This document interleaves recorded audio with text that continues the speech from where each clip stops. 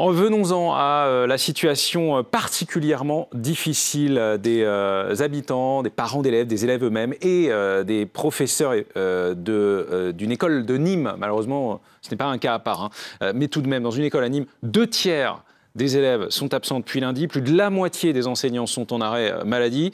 On en parle tout de suite dans les éclaireurs avec Fanny Wegscheider. Bonjour Fanny. Bonjour François. Tout cela étant la conséquence de l'insécurité galopante qui règne dans ce quartier dans lequel se trouve cette école. Expliquez-nous. Oui, alors illustration, vous allez le voir, en effet, c'est une véritable guerre des territoires qui se mène à Nîmes, dans 4 grands quartiers de la ville. Et vous allez le voir, sur cette carte, c'est précisément l'école élémentaire Georges Bruguier, dans le quartier du Chemin Bas, qui est concerné avec cette désertion donc des élèves et des enseignants. Vous le disiez, la situation, la voici. Eh bien, dans cette école qui est donc située dans ce quartier où les points de deal sont très recherchés, il y a actuellement 78 des 250 élèves qui n'ont pas fait leur rentrée un lundi. C'est un peu moins du tiers des élèves, soit parce que leurs parents ont peur de les mettre, soit pour certains parce qu'ils ont des remords de les y laisser le plus longtemps possible parce qu'ils ne peuvent pas les garder. Je vous propose d'ailleurs d'écouter ce témoignage glaçant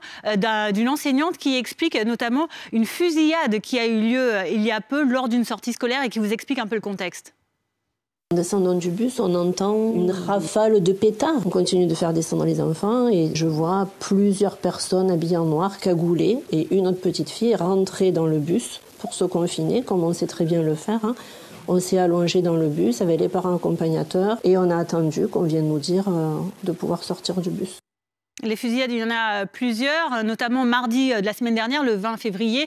Un père de famille connu des services de police est mort sous les yeux de son fils de 8 ans seulement, criblé de balles, ce qui explique le contexte, avec 3 personnes mises en examen depuis. Côté professeur, vous le voyez, il y en a seulement 11 enseignants de cette école qui se sont présentés sur les 19 au total. Et les absences ont été certes remplacées, mais tout de même, ces absences, elles illustrent le droit de retrait qui a été effectué avant les vacances et le mal-être, mais surtout la demande des enseignants de plus de sécurité policière. Écoutez.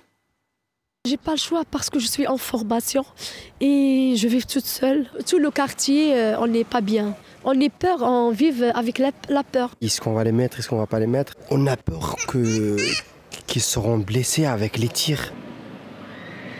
Vous venez donc d'entendre les parents. On va écouter maintenant ces enseignants qui décrivent la situation et donc ce droit de retrait qu'ils ont effectué avant les vacances. Je n'ai pas pu prendre la route pour aller à l'école, tellement j'étais angoissée.